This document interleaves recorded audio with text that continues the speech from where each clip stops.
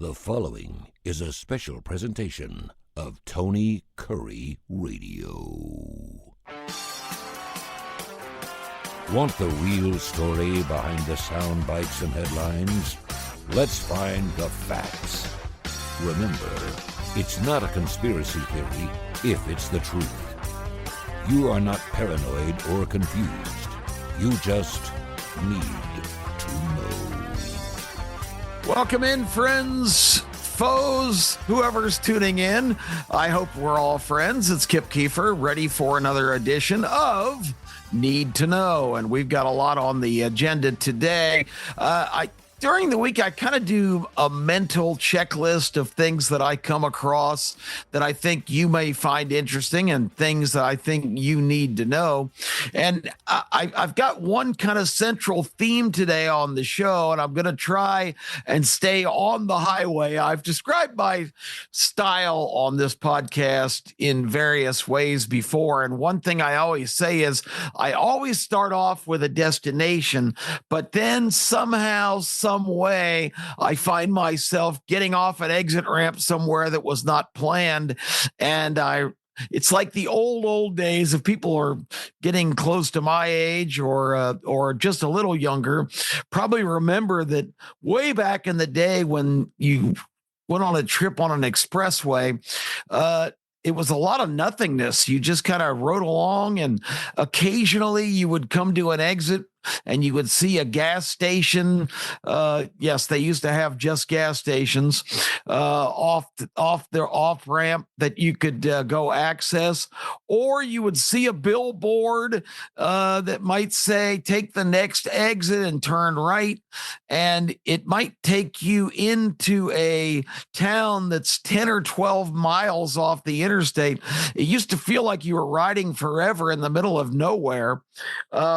That's kind of how my show goes sometimes. And I'm going to try to stay a little bit more on the course today, because what I want to talk about is the phenomenon we're witnessing, and something that I saw a snippet of over the weekend. I believe it was in Denver, Colorado. But the luminary duo of Bernie Sanders, the almost 90-year-old senator from Vermont, a Jewish American who takes the extreme left progressive position. Of course, that includes support of all of these unrests on campuses, these riots, these rallies, whatever you want to call it, and this pro-Hamas idea that the poor Palestinian people are the victims in the struggle against the evil empire of Israel.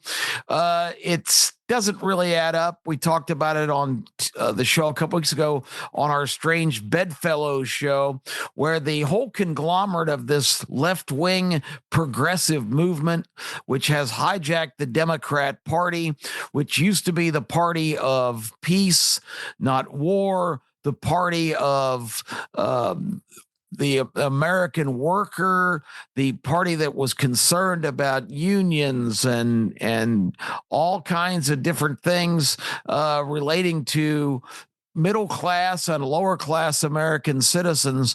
That party has sold out completely. And now the dominant factor is the extreme left wing of the party, led by Bernie Sanders and his companion on this tour of several major American cities, the one, the only Alexandria Ocasio-Cortez, who is the great rising star in the Democrat Party, recently identified in a poll when they asked people who is the leader of the Democrat Party, getting only 10% of the vote. About 50 people got votes, but Alexandria AOC, let's just call her, I don't want to keep saying that whole name, AOC was acknowledged as the leader of the Democrat Party by 11% of the respondents. Now, this is a woman who never has really had an original thought. She came out of Columbia University with great plaudits from her professors, not so much for her academic achievements, but for her willingness to soak up like a sponge all of this far left drivel that these academics at this Ivy League institution had force fed her. And she took that degree in social science or whatever it was and immediately landed a really high profile job as a bartender in a Bronx night spot. That's what she parlayed her early Ivy League diploma into, until somehow, some way, somebody came up with the bright idea for her to run for Congress, and she did. And I don't know if you all remember the circumstances of her early years in Washington. When she first went there, she did not have enough money to rent an apartment. She had to get an advance from the Democrat National Committee to be able to get an apartment before she earned her first check as a congresswoman.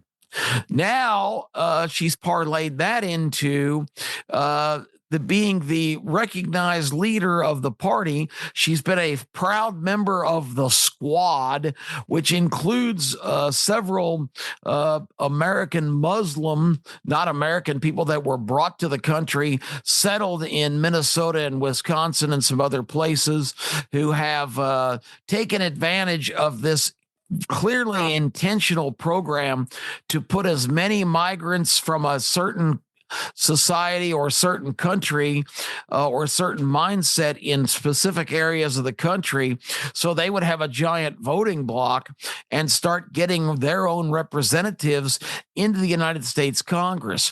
And Tlaib is probably the most prominent one of those, who is completely anti-Israel, pro-Hamas, pro-Iran, pro all of the evil factions that have promoted terrorism and killed tens of thousands of people in the Middle East. So you've got the Squad and their great leader, AOC, who once declared that unemployment numbers came down under the first term of President Trump because so many people were having to work 2 jobs to survive.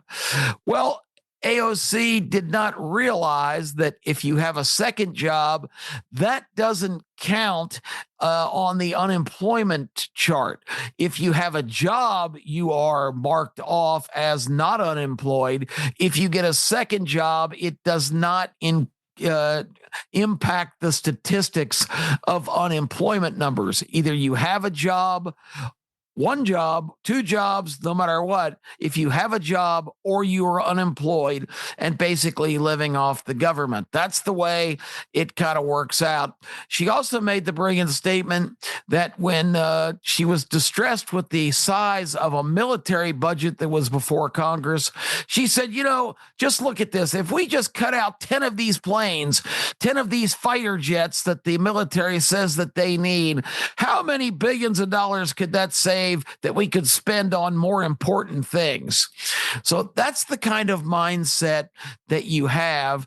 All of us to also remember the made-for-TV docudrama when she went to the border and she witnessed migrant children having to be taken care of by our military and our border patrol people. And she came out and walked to the far side of the parking lot and staged a crying fit because she was so despondent of what was happening to these poor children. I don't hear her now or anybody else saying what's happened to the 315,000 children that we registered as coming across the border that are now totally unaccounted for. They've disappeared under the Biden administration. Where are they? Are they being forced into lives of sex slaves or sweatshop workers? What has happened to over 300,000 unaccounted for children who came across the border? Remember, the big issue was the destruction of these families that are separated at the border. Of course, it was never mentioned that in that process, there were tens of thousands of unaccompanied children. So the big family separation concern, the families weren't that concerned about it, who were sending these children, a lot of them only 9 and 10 years old, on their own on these pilgrimages to America, hoping that their children could get in, get established, and eventually bring all the family into the country. They were little emissaries dispatched by their own families to come and try to make that happen. But all of that was conveniently swept under the rug. I preface all this because Bernie and AOC are on this tour. I once, when I was on Talk 99.5 in Birmingham, produced a spoof song that was Bernie and AOC singing Sonny and Cher's I Got You, Babe, because they were coming from the same school of thought, let's put it, as they crusaded for all of this great leftist cause. Bernie Sanders, as you remember, even referred to himself as a Democrat socialist, whatever that means.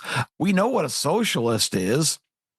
It's a person that believes that big government should control every aspect of your life, should collect every dime of your earnings, should distribute as they see fit all of the taxpayer money into programs that they hold dear. So that whole agenda, the AOC squad, the Bernie Sanders Democrat socialism, took a big drive off the cliff. Speaking of diverting your path, on the election day, November 5th of last year, 2024, when Donald J. Trump, despite being thrown into every possible scenario to derail his candidacy after the hoax of the COVID pandemic derailed him in 2020. They thought they were rid of him, but in 2024, he made a strong comeback. And despite multiple attempts to put him in jail, to bankrupt him, to assassinate him, and all of the other ridiculous obstacles that were thrown up by a frantic left who knew if he got back in the White House, that what they're seeing happening right now was going to happen. He was going to come in like a wrecking ball and tear it all down. He was going to come in and immediately not just use drain the swamp as a campaign slogan. This time he intended to do just that. And as Trump said, he made a lot of mistakes in the first term, but he still had unbelievable economic success. The country was thriving. He was a shoo-in for re-election, but then the COVID pandemic, which was not an accident, it was an intentional, desperate attempt by the same forces that have been driving the bus here for a number of years, and all of their planning, all of their maniacal scheming took a big slap in the face on November 5th when Trump not only won all 7 swing states and a huge majority in the Electoral College, he also won by over 5 million votes, the popular vote in the United States. And when you factor California and New York and Illinois, some of the biggest population centers in the country, and he still wins by 5 million popular votes, that is a sweeping rebuke of the leftist progressive policy that these people were trying to project. So now with Trump coming in the first, and it might seem strange when I say this, but folks, he's only been in office just a little over 2 months. And look how much he's done already. And look how he has turned around so many of the things that everybody went to the polls, young people, minorities, even people in those states I mentioned. He got higher vote totals in California, New York, and Illinois by far than he got in the first 2 elections he ran in 2016 and 2020. It was a sweeping mandate, and he didn't wait one day to put it into place, signing 200 executive orders to this point, and he's got them just scrambling for cover. And the big theme the big theme that you need to know on this program for the Bernie and AOC appearances around the country is we have to fight back harder. That's the message. We have to fight back. We have to fight back against this Donald Trump, this guy coming in and just screwing up everything we've worked to build. This guy coming in and taking us in a completely different direction of DEI and woke and all of the different reforms. We got to fight back harder. Everybody needs to get on board. Despite the fact that we got overwhelmed in the election, this is the mandate of the American people. They want you to fight back. Fight back for what is my question? What are we fighting back for? Do they want to fight back for the American people, for the American workers, for the American way of life, for the Constitution, for the rights of citizenship, and not giving the same rights of citizenship, plus all kinds of extra benefits to over 11 million by estimate, and it could be higher than that, illegal people that came into this country under the Biden administration, which is laughable because Biden wasn't in charge of squat. It was being run by the basically shadow government of Obama appointees that were back in the White House, and by all of the players that I describe every week on this show, including many foreign interests and actors. It was a joke. It was intentional. There was not ineptitude at the border. It was absolutely done on purpose. And not only that, I can't believe that more people aren't knowledgeable or outraged by the fact that not only were people walking across the border unaffected into this country, every week they were bringing plane loads of migrants from all over the world and landing them in the country and turning them loose to go seek their fortune. Of course, they got to seek their fortune with free housing, free food, free education, in many cases given driver's licenses, which in some states automatically registered them to vote. It was an absolute, it was not immigration. Immigration is a legal process. This was an invasion, folks. This was an invasion from over 180 countries around the world. And these people were recruited. Most of these people, the overwhelming majority of these people, did not straggle into the country, beaten down, downtrodden, weary from their terrible journeys. They were flown to the Mexican peninsula from all over the world, and a lot of times by bus or train or other pieces of transportation, transported right to the border where they could cross into the United States. It was all an orchestrated situation because this movement, this leftist movement, knew full well that if they did not stay that path and bring in all kinds of potentially new citizens, new Americans that were perfectly willing to comply to whatever they requested in exchange for having a chance to escape the, in a lot of cases, hellholes that they were coming from, that they were going to be totally compliant.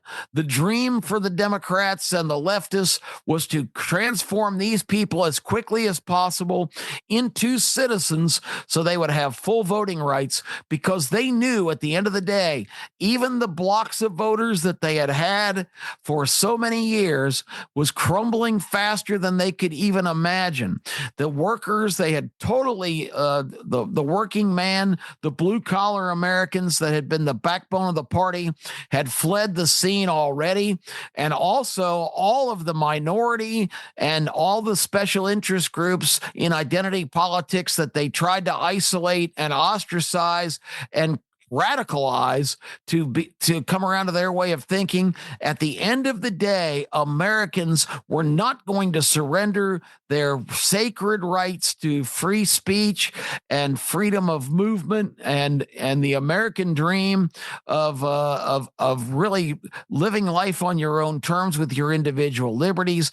At the end of the day, they were not going to let that go. The trend was already going on so desperately they took it upon themselves to bring in all of these people who most of them crossed the border in brand new clothes, carrying cell phones, having information about where they wanted to go and what they wanted to do, because they were all coached up. They were all prepared. They knew exactly what to say to immigration officers if they were stopped and accosted, talking about seeking asylum. And that administration that was in charge did not get information on why they were seeking asylum. If somebody was immigrating here from, say, Egypt and said, I'm seeking asylum, they just, okay, off you go. From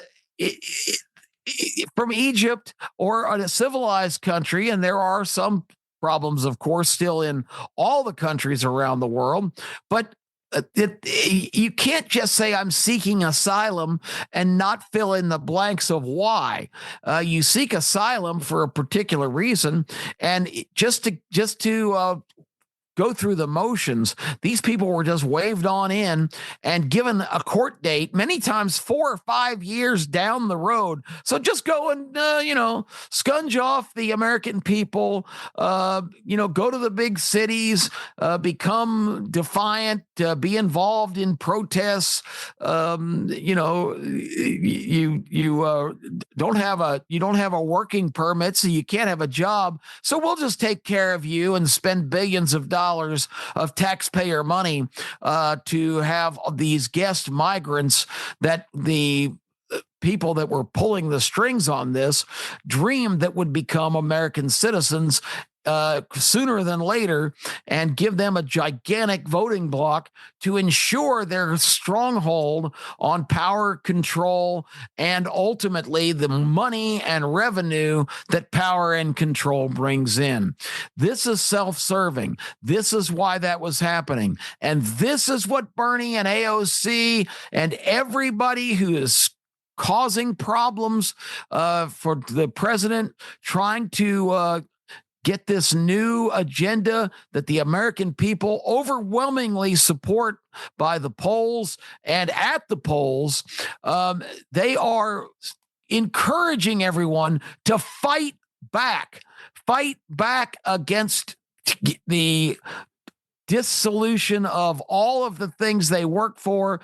They're fighting back, not for you, not for me, not for America, not for the Constitution. They're fighting back to preserve what they've built, and they're fighting back to keep power and control and to resist at all costs any kind of initiative that will screw up their agenda, because it's already in terrible disrepair, and the Democrats are fighting amongst themselves. There's no direction of the party. They want to fight back because they don't have any policy. What do they want you to join in the fight and fight back for?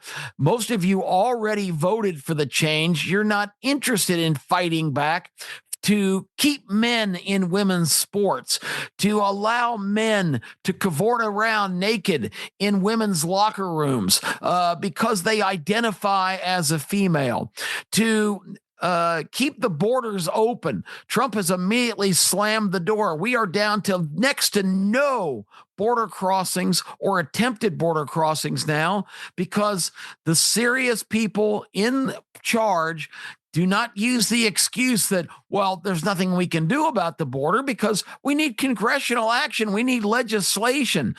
There's been no legislation from Congress. Donald Trump dispatched the military. Donald Trump sent the message loud and clear. If you come here, you're not coming in. And if you're here already, we're sending you out. Because you know what?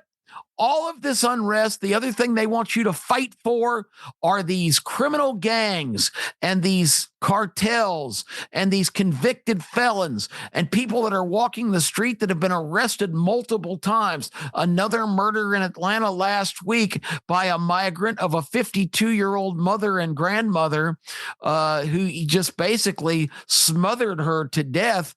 We don't know the circumstances, but it just keeps happening.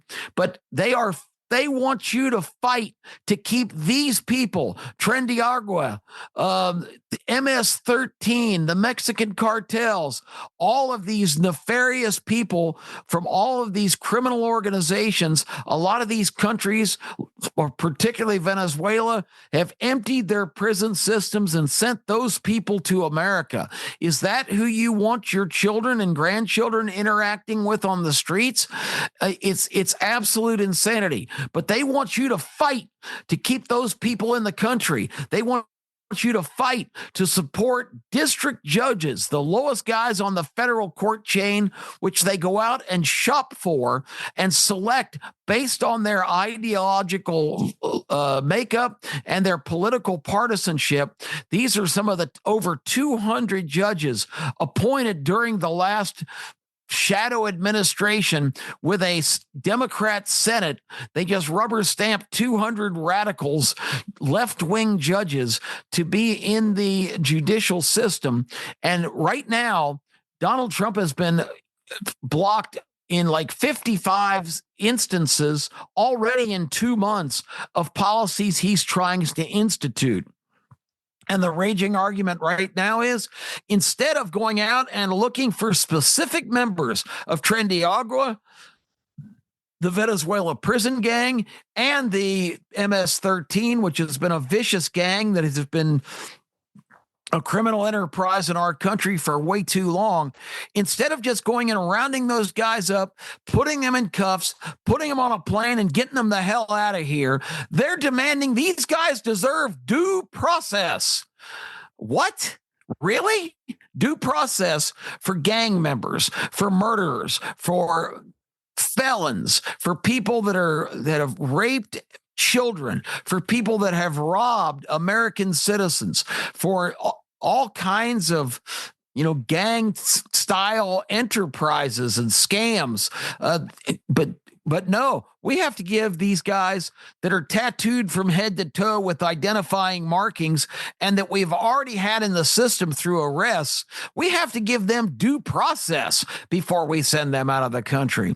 Because, oh my God, just think, if one person, one Venezuelan is put on that plane that's not a gang member, that's just a travesty of justice. Well, let me give you a heads up, folks. Anybody in the situation of being deported does not have any justification to be in this country. The Constitution is the ultimate authority. And the Constitution says an American citizen is the only person that has a lawful right to be in the country. Anyone who comes in who is not lawfully here, who has not lawfully entered through the legal process of immigration, is technically a criminal. And if somebody that's come to the country hoping for a better life, who has been in a position to be on one of these planes and shipped out of the country, I have no sympathy, because they didn't go through the process legally. They are by nature, and maybe they're a good man or woman or whatever and had good intentions, but the fact they're in this country, not in the legal process, no one that has that standing is being deported like this.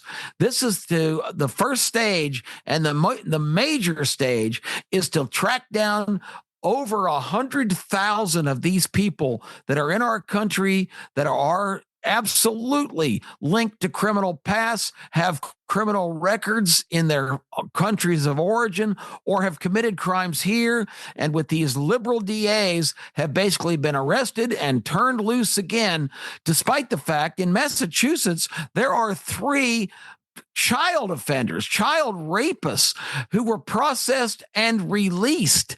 I mean, it's absolutely unfathomable what's happened, and this outrage, and they want you to fight to keep these people in the country. It's absolutely ridiculous.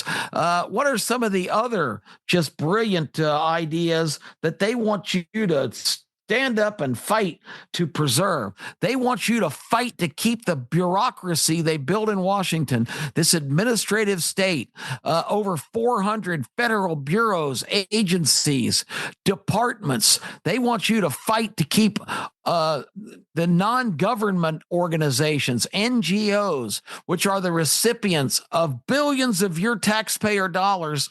Congress does allocate the money, but then Congress does not follow up on where the money is spent.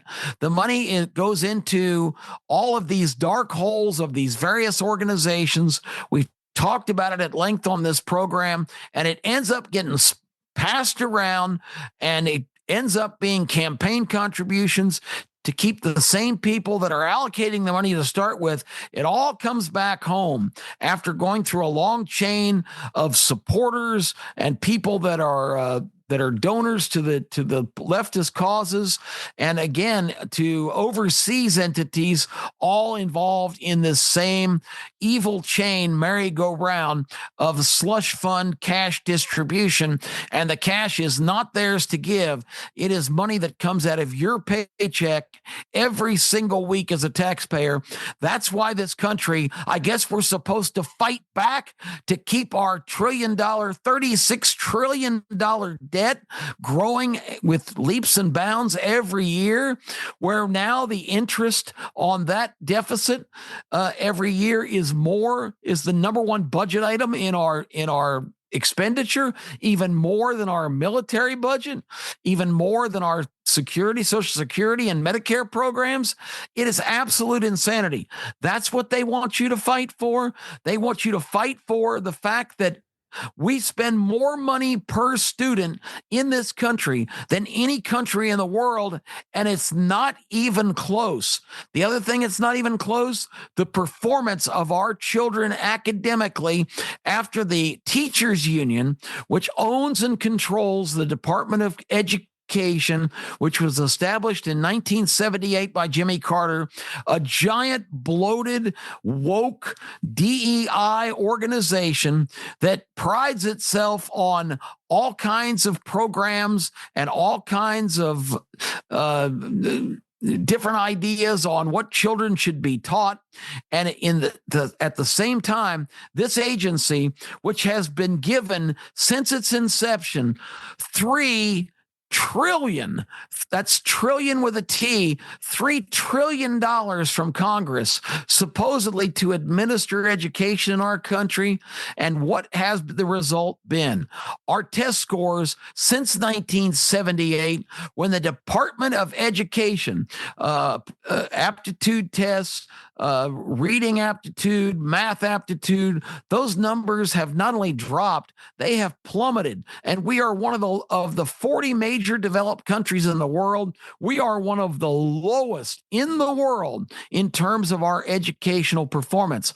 That's what they want you to fight to continue as Donald Trump moves to do what Terry Quillian, my partner on radio, and I said in 2017, the first day of the first Trump presidency.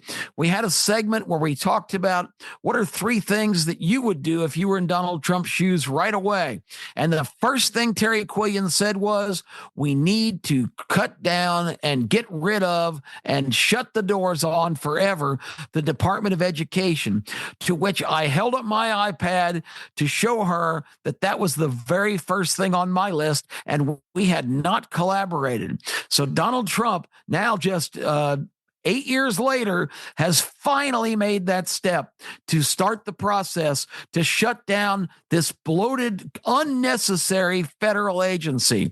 Are you also going to fight to resist Elon Musk, the smartest businessman, the most successful human being, arguably on the planet, who has donated his time and taken away from his pursuits on his own businesses to try and find ways to identify waste and fraud and abuse?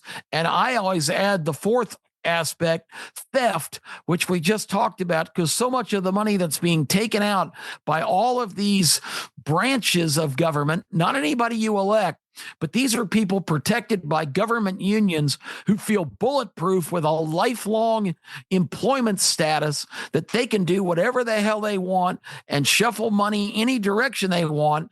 The most blatant example recently was the attempt by the Environmental Protection Agency to give Stacey Abrams, a political hack in Georgia, but a loyal Democrat, $2 billion for some new ridiculous climate oriented organization that is going to provide more efficient appliances, supposedly to help people with costs, but it really is to kowtow to this climate change agenda where anything gas has to go.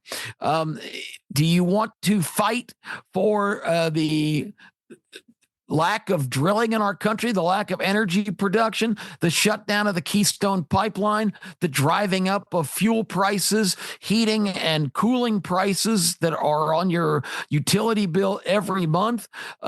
We have more energy reserves in this country than any place in the world, and this previous administration cut it off. Then your prices went through the roof. Is that what you want to fight for? Are you fighting for all of these things? That's what they want you to fight back on. And all of these issues, almost every one, from the men playing women's sports to the decline in education to this giant bloated bureaucracy, this cash orgy that the Democrats and leftists have been indulging in for years and years, your cash, that's what you want. That's what they want you to fight for. Issues that in polls, 80% of Americans in many cases support the fact that these just completely misbegotten notions by the left, they only have 20% supports in a lot of areas, but there's so much on the upside down part of it. They're not fighting for America. They're not fighting for you. They're fighting for their own preservation to what they have built, the most corrupt government in the world right now. It puts some third world banana republics to shame, the extent and the money that these people have been able to generate through all this fraud, abuse, waste, and yes, theft. So if you want to fight, if you want to join Bernie and AOC, if you identify with them and you want to fight for all of these things, just go sign up your petition and get after it. If you want to fight Elon Musk, one of the most brilliant men in the world who's trying to help all Americans and improve the efficiency of our government and take away the waste, abuse, and the theft that is inherent in the system.